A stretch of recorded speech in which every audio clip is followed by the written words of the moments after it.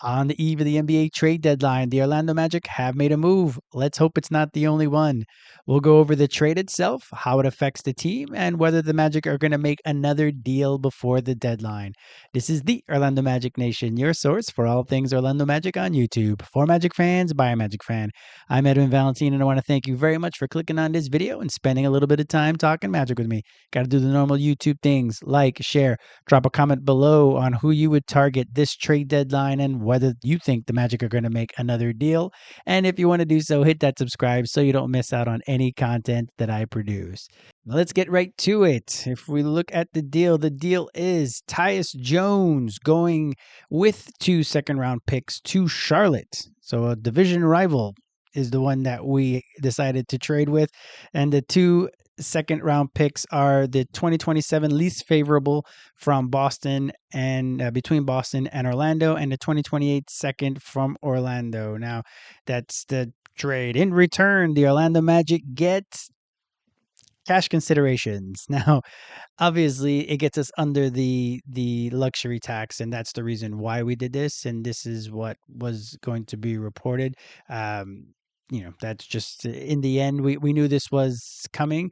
We were hoping possibly that Tyus could have been packaged with something else to be able to get us some help on the bench, since that was what he was brought in to do, right? He was brought in to really solidify the backup point guard position, and that really didn't end up happening. So the trade at this point, I don't know if it's gone final, but it's something that it's kind of underwhelming, but it's one of those things that we knew was going to happen, especially even me prior to the big report that came out that said that the Magic were going to do this. You can see the writing on the wall, especially when the team was underperforming, that the team didn't want to pay the luxury tax if they didn't need to. Now, they're billionaires. Of course, they can afford it. And if you've seen all my videos, I never have talked about wanting to save the organization or the ownership, save that money.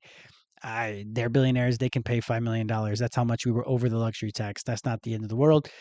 It's just there's so many ramifications with being over the luxury tax that it just made sense for them, since they were so close to it, to get under it for this year, because next year we're definitely going to be paying the tax unless we really do an overhaul and we decided to Memphis it and just blow it all up, which I don't see that happening anytime soon. So that is the trade.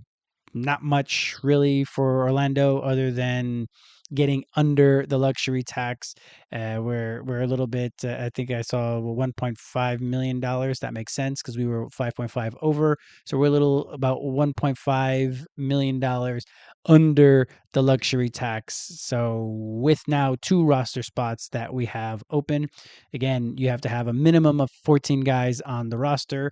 We have now 13 guys, so we have to at least bring in one other guy. So it could be a unsigned free agent that hasn't been signed to a team all year, or it could just be a buyout guy that would basically, it ends up being a prorated salary for the rest of the year. So $1.5 million is plenty to be able to pay a person. It takes about $800,000 for the rest of the year, depending on when they start or when we sign the contract for the rest of the year, from February 4, I think I put February 5th, February 6th, all the way to the end of the year. It takes about $800,000 to sign a buyout guy or a free agent for the rest of the year. So with 1.5 million under, we would be fine. We would get up to 14 guys and still be under the luxury tax, which is something that the Magic organization was wanting to do. I saw it a month ago in my first video, and it was reported so in the last week or so. Now, how does this affect the team? Now, the team, Tyus really wasn't doing much, really, right? His averages this year were 3 points a game, 1 rebound, about 2.5 assists per game on 34% from the field, 29% from 3. He wasn't really producing all that much. So unless you think this is addition by subtraction, this doesn't really help the Orlando Magic. Obviously, again, right now we're actually an incomplete roster. We have to bring in another guy. So we can kind of hopefully see the writing on the wall that we are going to get another guy. Now, is that through a trade? Is that going to be through just signing a buyout guy, or just converting one of our two-way guys to a standard contract? Right. So we have many different avenues that we'll be able to get back to 14 guys, and again stay under the luxury tax, which for a team that's about 500, it just makes sense. You don't want to be a 500 team and or a first round exit team and be in the tax. It just makes sense. So I know people will get upset about it because it's, we should be going for it. And you're absolutely right. I think we should be going for it. We hopefully have another deal that they're working on to hopefully get get more help on the bench for the team. So we shall see. I agree with you wholeheartedly that this is insufficient. That we hopefully are going to do more for that. But on the court, this really doesn't affect the Orlando Magic very much, other than it takes away one of the ball handlers, probably the surest of our ball handlers. So we go back to the type of team that we've had for the last few years, having Jalen and AB. At least now we have Desmond, who's a pretty good ball handler himself when he's not turning the ball over as well. So that's going to be the negative from this. The positive, of course, for the organization is the tax savings and getting under the tax, so we don't start the repeater clock for another year. On the court, Tyus wasn't producing all that much, so it frees up a spot, hopefully, depending on who we bring in as as a free agent, or if we convert one of our two-way guys, that it should open up a little bit of playing time for Jace.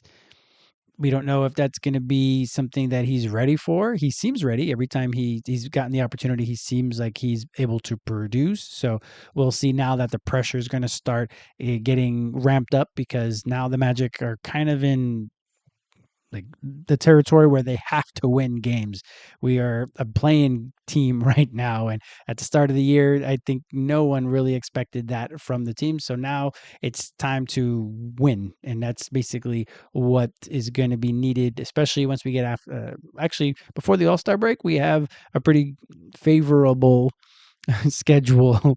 Unfortunately, we don't have Franz still back on the court, but hopefully with these favorable schedule, we'll be able to hopefully grab some wins so that we go into the All-Star break feeling better about ourselves. And then once we get out of the All-Star break, that last sprint, we have to go off and start winning 5 out of 6, 7 out of 8, 10 out of 9, or 9 out of 10, or 10 out of 11. So we need to really start winning games, and Jace is now going to be kind of thrust into a role where he's going to have to start producing. Obviously, we can work around it, and AB could play a bit more. And again, they could convert Jamal Cain, and Jamal Cain can now kind of play a bit more small forward shooting guard. We'll see.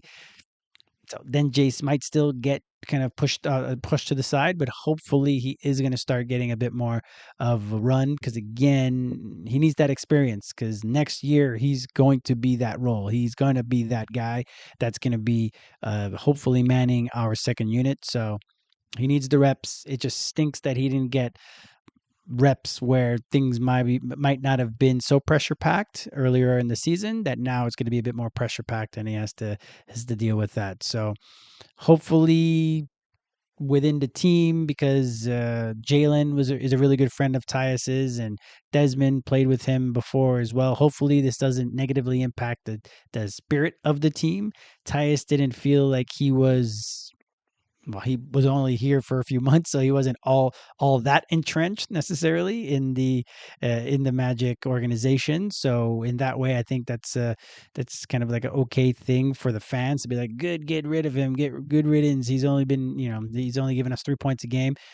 Again, these are human beings, right? So he brought his family over. He did all these different things. He was only here on a 1 year deal, so he was likely going to only be here for the 1 year because of how expensive we're going to get. But still, it sucks that that's the case. And hopefully, just within the group, they're not going to be too devastated by it. They all say the things that they're supposed to say, oh, it's a business, it is what it is. But you never know, because again, everybody's human, and we don't want them to hopefully go into a funk because Tyus is no longer on the club. So that's a little bit about that as well. Now, we're gonna see now.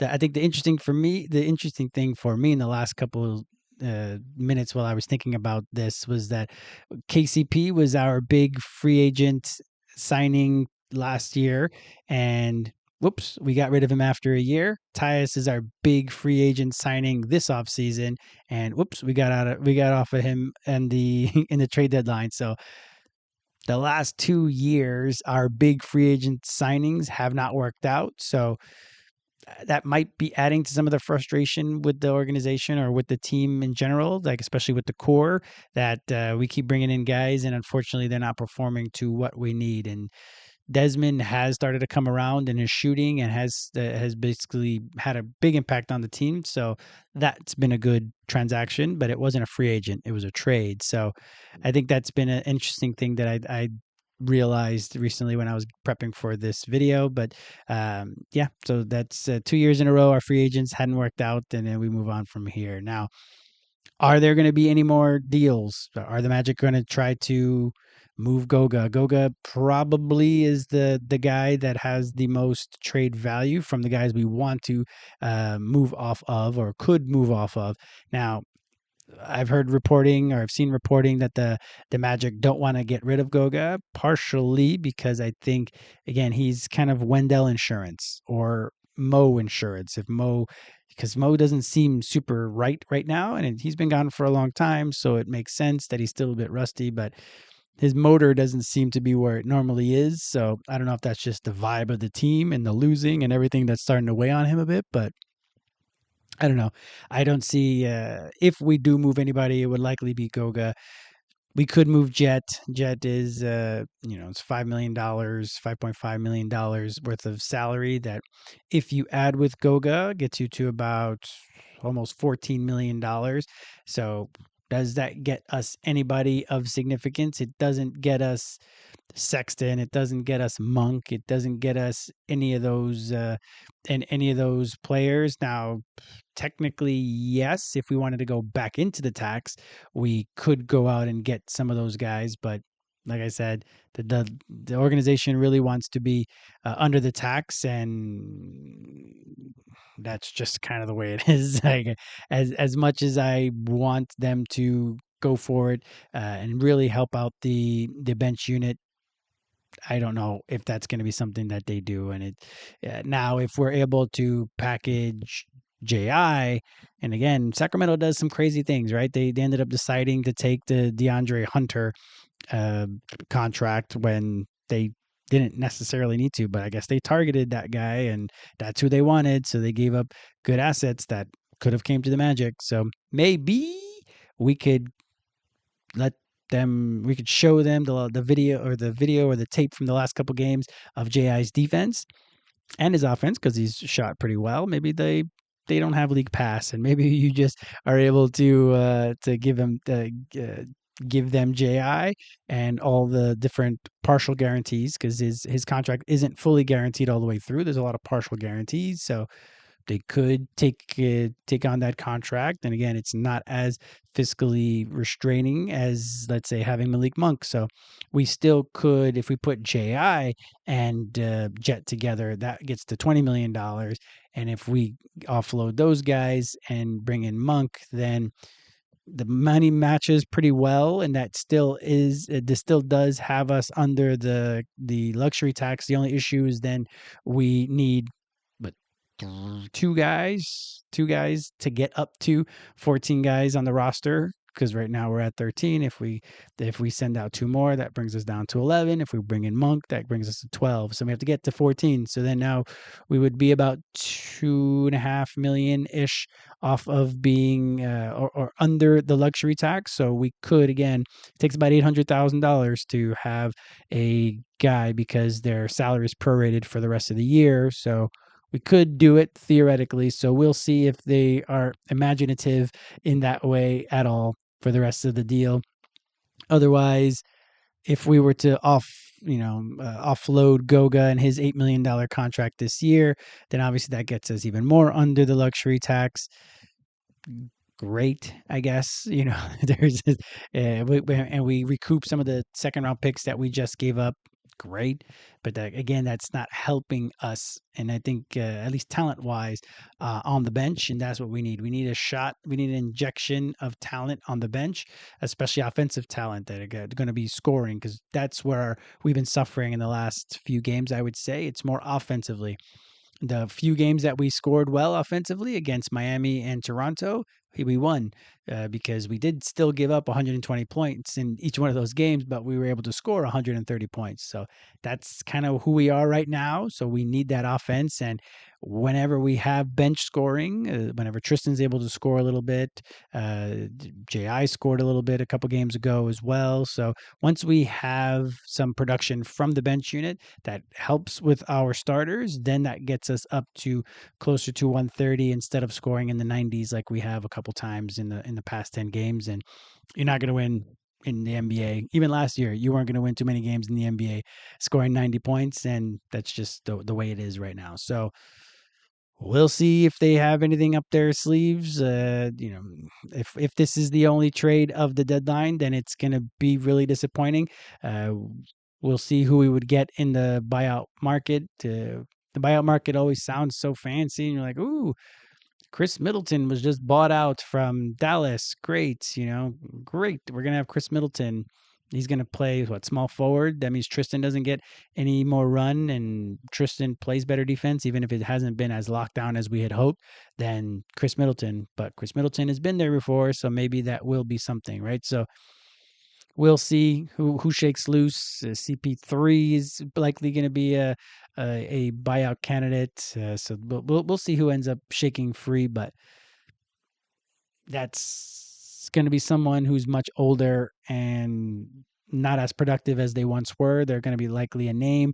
And just like I've said many times, narrative in the NBA is really hard to change. So people still have high regards for these guys, but their production just isn't where it needs to be for the Magic to make a long run, which I still think we can do if we're able to get everything in line and we're able to get healthy enough for the playoffs. I really do think that we can make a run at least into the second round, but we could make the Eastern Conference Finals even with a bunch of the other teams starting to get not only healthy but also getting better because they're starting to make trades and roll over their teams in a positive way. So we'll see.